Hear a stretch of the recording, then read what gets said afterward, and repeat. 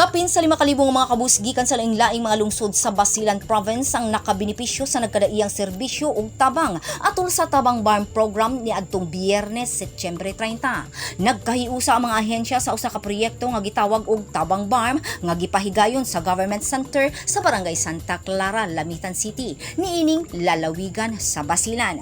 Mainitong gidawat ni Gobernador Jim Saliman ang mga bibisita nga gipanguluhan ni Chief Minister Ahod Ibrahim sa ilang pag-abot sa probinsya. Si Chief Minister Ibrahim kinsa nangulo sa Convergence of Ministries na mulong atol sa programa. Isa sa mga prinsipyo ng ating pinapahiral sa Bangsamoro Government ay may lapit sa bawat mamamayang Bangsamoro ang mga programa at serbisyo ng Bangsamoro Government, lalo na doon sa mga komunidad na madalang o hindi ganong naabot ng mga serbisyong nararapat para sa kanila mula sa gobyerno. Ito ay isa sa mga isinulong nating mula pa noong unang araw ng ating pamumuno bilang inyong Chief Minister. Ang programa unang gilunsad ni adtong Setyembre 2, 2019 nga nagtumong nga ipaduol ang mga serbisyo sa gobyerno ngadto sa katawhan ubos sa Bangsamoro Autonomous Region in Muslim Mindanao o BARM kun asa ang sentro niini sa Cotabato City.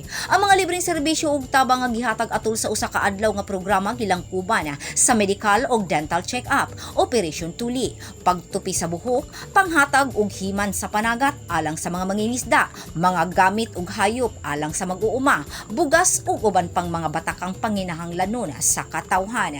Gipangunahan ni Bangsamoro Minister sa Basic Higher and Technical Education o MBHTE, Mohaker Iqbal, ang pag-apod-apod sa mga libro ug school supplies sa duha ka school division sa Basilan.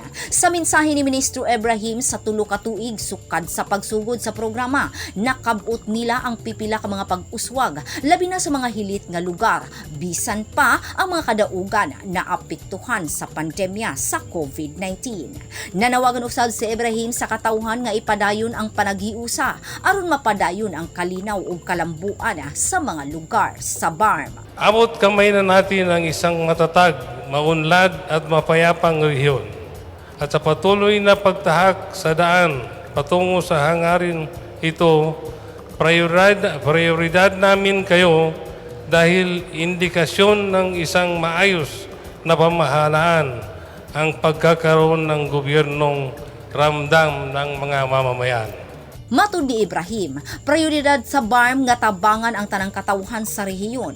Plano ni Ibrahim nga magtukod sa Bangsamoro Satellite Coordinating Office sa Basilan aron mapadali ang paghatod sa mga serbisyo sa gobyerno sa BARM ngadto sa mga Basilenyo. Nagpasalamat si Ibrahim sa liderato ni Governor Saliman sa Basilan tungod sa pagdonar niini og yuta aron didto itukod ang satellite office. Ang Tabang BARM nga programa gipalig-on pinaagi sa pagpirma sa Memorandum of Agreement sa BARM ug sa nagkalain-laing LGU sa Basilan nga nagtinguha sa pagpadayon sa pagpatuman sa nagkalain-laing proyekto, programa ug aktibidad sa ilang tagsa-tagsa kadapit. Grace Alcunaba, Newsline Philippines, Basilan Province. Stay safe!